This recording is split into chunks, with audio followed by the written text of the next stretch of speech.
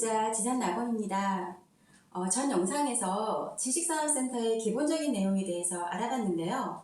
오늘은 지식산업센터 투자 어때요? 라는 제목으로 지식산업센터의 다양한 장점과 단점 등을 알아보는 시간 가져보려고 합니다.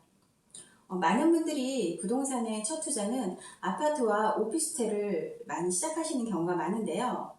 부동산 규제가 지속됨에 따라 대부분 규제가 조금 자유로운 지식산업센터 투자가 인기를 끌고 있습니다.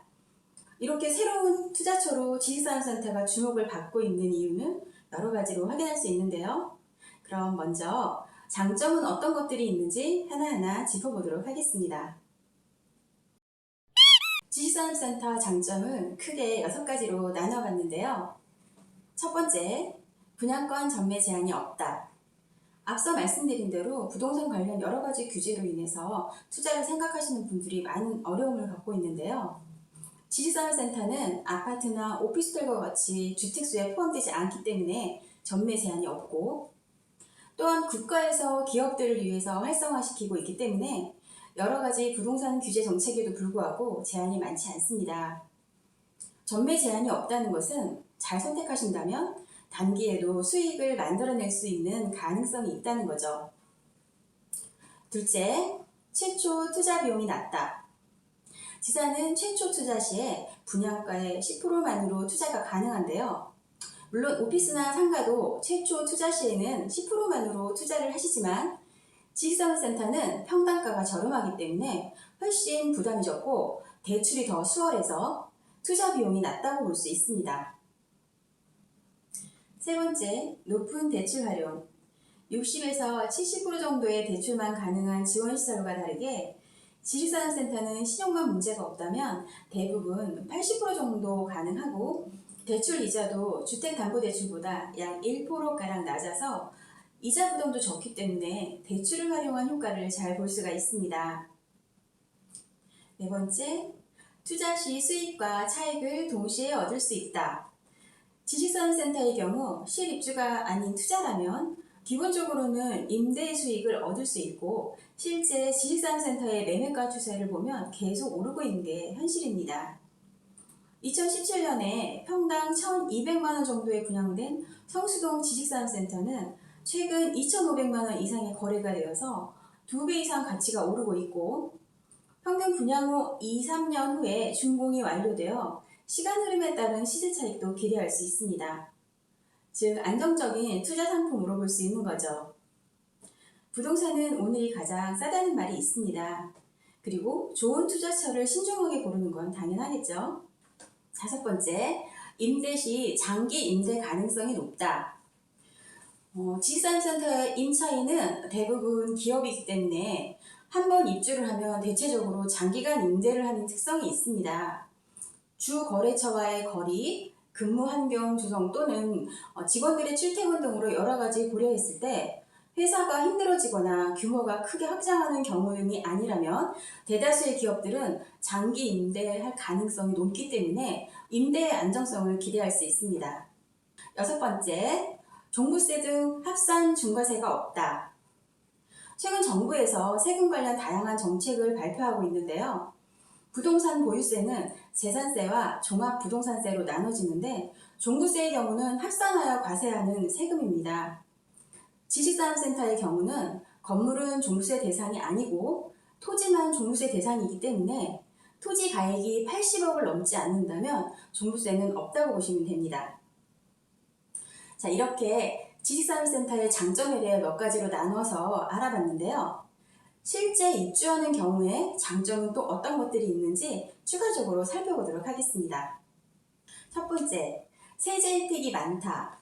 지식산업센터는 실입주 시 취득세 50% 감면, 재산세 37.5% 감면 혜택이 있고요. 과밀 억제 권역에서 성장관리 권역으로 이전 시에는 법인세 4년 면제 등의 다양한 혜택이 있습니다. 두 번째, 임대료보다 저렴한 이자 활용.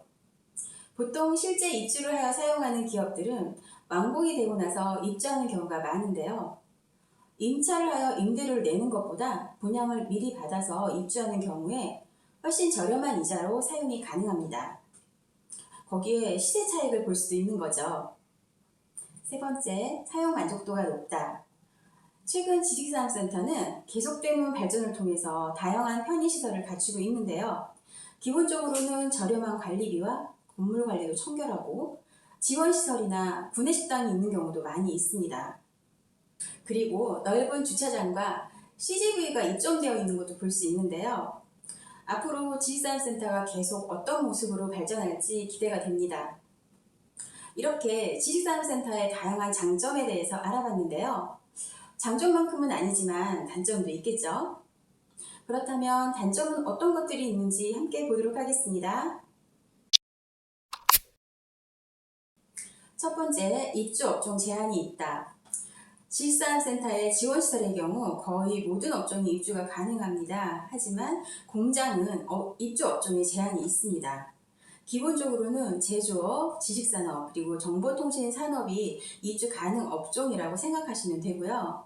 그 외에 소음이나 진동, 수질 오염 물질 및 폐수 배출 시설 등 불가한 업종도 있으니 이 부분은 확인하셔야 합니다. 두 번째, 공실 가능성이 있다. 실입주하시는 분들은 크게 상관이 없으시겠지만 투자하시는 분들은 임대가 안 되는 경우 난감할 수 있겠는데요.